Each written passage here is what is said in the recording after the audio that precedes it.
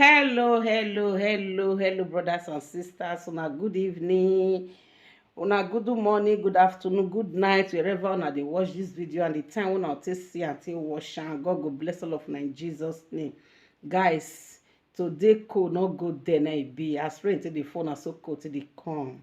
So cold dey catch me as I just close up. I sit down for parlor here. As I dey watch the program they call Scherzer Party for Italy. Scherzer Party. You understand me? Nah, you know, say the cold day na so I dey shake small for parlor. Now my last baby in the house come go do take candle for me. The tea hot, not be small. I was surprised when Karen come give me say, Mama, take me you drink cause cold. No see am. The heat still dey come out as the thing hot well. So he asked me whether na sugar or miele, that is honey now to drink. And I say miele is better, honey is better. He say sugar is sweet, but honey is the sweetest. I don't know what to do. I don't know what to do. Tererere, terere sugar me. Tererere, terere sugar me. Sugar is sweet, but honey is the sweetest. I don't know what to do. I don't know what to do. When you have some problem, take it to the elders. I don't know what to do. I don't know what to do. My own na to drink the tea when my last baby do for me and go to bed.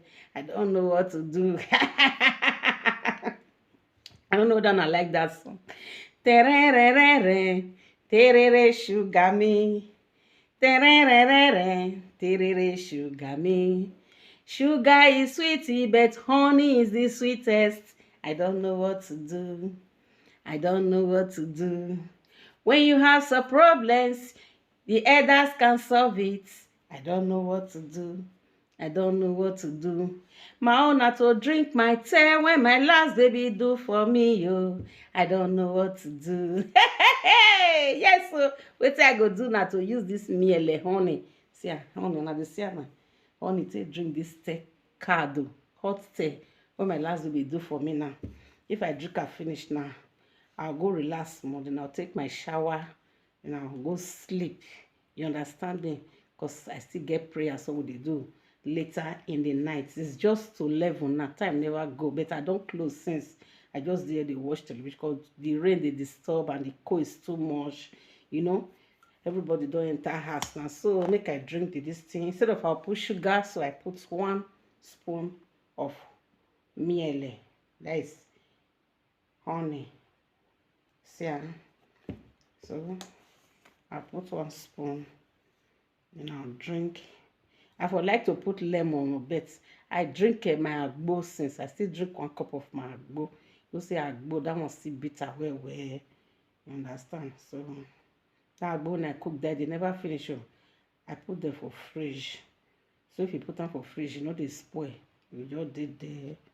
So if I want to take anything, I'll take cup, take inside, put them for microwave, or I put them for fire and warm it. And so I take the drink, and so it's still there. So I did drink that one morning and evening. I don't drink them too today. So let me drink this tea card when my last baby do for me. Guys, I don't know about on our side. Cold day now. Cold day. How we want waka for this cold? Hey. Cold day well. So make I come knack una one tori o. You know, say all our women, them, most of them, they call single mother. The other one say, Mama, as he come, he finish, say, he hot. He say, Mama, how you go come waka for this winter now? He say, because him they like to the whole, you know, till they sleep well. Now say, oh, waiting now. Because me, I know, you know, so all those things are not too loaded. So, oh, waiting.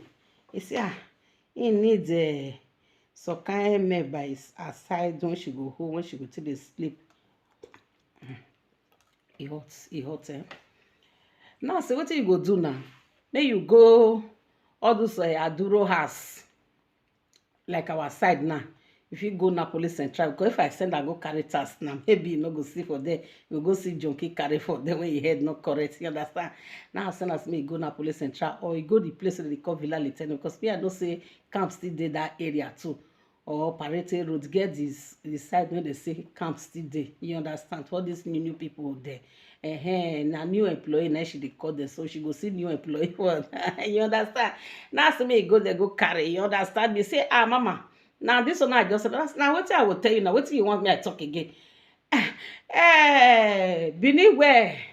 Bini say, iyo dem opon, ede na won mo. Menu we bu ade ni ya.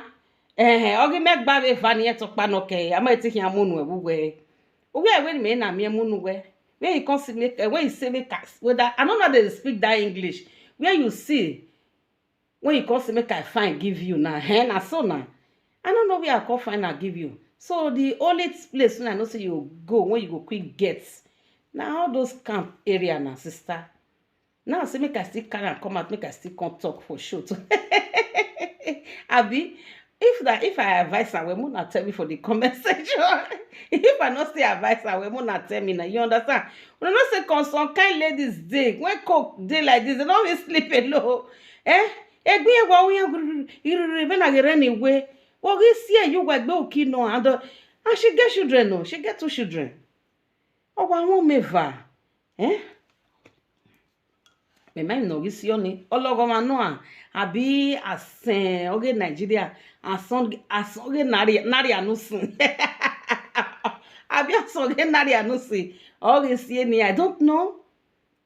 Agboya think when I move forward here. Wa we are we ma mo pia yo bog balo egbe nu lowie o seti lowie. Vie pilo ya fefe no re bedi we vie ya gagbe. Because me o any my sister. You understand? Because any me o na like akwo e mondenia. When the mo ya ri school e. Me o.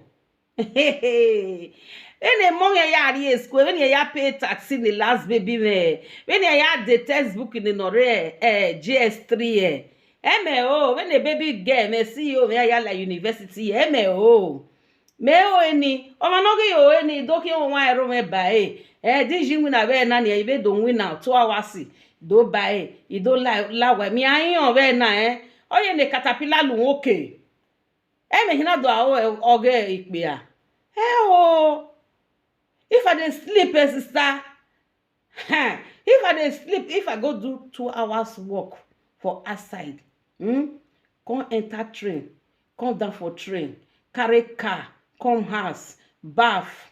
Sometimes I no go eat. I don't start to serve customers for house where they wait for maybe food or all those things where my children no fit give them. You understand me? Then I come start do all those ones they finish, attend my children. Fit bath in the night like this, around that kind to after 10 to 11 now bath finish. When I go sleep, before I will come wake up around 2:30, it go be like say caterpillar. You know if grader, or escalavates, or how do they call that caterpillar now? Escalavation. More than no vessel. Escalavation, I mean excavation. I don't know how they call it. I bet if I know the name, not correct me for the comment section. Excavation, my own breathing, it pass excavation machine. No excavation that caterpillar when they grade a house like that kind when this man where they worry they grade that yard when they newly carry that place 2013. You understand now? Now so my breathing they pass that one.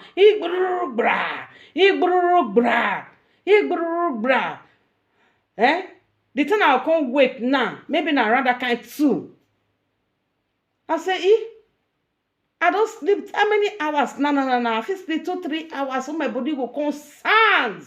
When I'll get up, begin to pray that time. Go pray that kind to 3, after 3 to 4. Now I come to think of all this kind of thing when you tell me, sister, come sister, take your time. Not try and next time or I beg. Now because you be my friend, or I will tell you say because you be my sister, my friend. Not try and next time again. If you don't know what you want to use your time till they do, just they play with your children for house. If you don't know what you want to use your time till do, just they clean the house with salt and water 24 hours. They clean the house.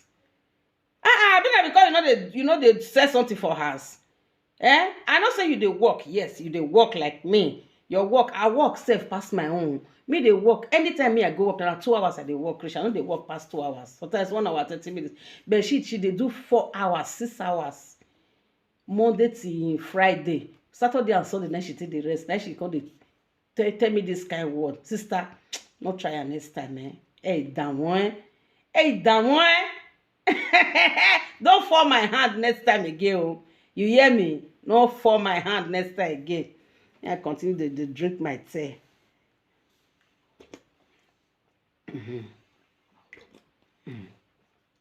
So now I drop this spoon. Don't too cold. Don't go small. Not be say too cold. So me I drink am. And now if I don't get kata, I don't get cough. I get kata, I get cough. For this cold, when you call the think of how you take wrap yourself, call the think of the dress, double dress when you want wear before you come wear jacket. Then you call the think of man. Sister, hey, damn well, la wo. Hey, damn well, man. Let's respect ourselves because respect is hypocrites. Did you hear me? Ciao. I love you. Okay, make I greet my people. My people. I greet you all. God go bless you all. Wanna not mind me. Now my friend, my sister. Now make me vex like that. That is why I talk like that. You understand me? So the time one person never get for children, get for you one way they say, get for work when you go work. Now you call they say you go to see the tick of man. This time when everywhere come the sweets now, more not talk about okay. This time when everywhere they sweet now. Anyway, me I come out that one side. Me I greet my special people, my family. God go bless all of you. I want to thank all of you when they subscribe to our YouTube channel. May the good Lord continue to bless all of you in Jesus' name. I thank all those when they like our video. Wow, the likenization one that they give us is too much for me. You understand me? I thank you now when they comment. Wow, the comment section is getting me crazy. I thank you now when they share art. Wow, the sharing is making me to patronize more. God go bless all of you now. And I thank everybody when you press our notification bell. Anytime when the thing just enter, when my pikin, my CEO just drop and I'll just say, wow. Maybe I know they ourselves. I dey outside, I'll just say, people don't already view on na. I say, God go bless all of you in Jesus' name. God go bless all of you in Jesus' name. I am so busy now. And I'm saying, I see enter people on today. I see comments. I see share the ones I know. I see share ads. I share to my friends. Share to Facebook. You know. Now so we dey do. So if I not feel enter anytime, I beg, when I not blame me because I am so busy now. You know, as a mother, mother of so many children. So I need to work hard. Because life begins at 59. At least person don't reach 60, 65. I need to pause for the children to carry on. You understand? So I need to work things down. No, we say we never work before. We still need to work at that before that time go still reach when we go relax. At least they say when you are in Europe, act as a European. Thank you. I love you guys. I love you all. God will continue to bless all of now. Guys, when they do hot tea, they drink for our house. Put any tea, whether I Lipton tea, whether I do buy for ordinary supermarket. Like me, I have so many type of tea for my house. I have green tea, different types. Now I get for my so anyone when they just put for make I drink, I go drink so far and me buy and come from my market. You understand? So guys, when they do hot tea, they drink this time. Sometimes now they put lime inside. Sometimes now they put miele. I no advise sugar. Sugar not too good. Now this honey not good. You know say honey good for all this throat. If you dey liquor alone, say for Nigeria that time I understand now. Because I remember when my brothers they will go come out honey for farm.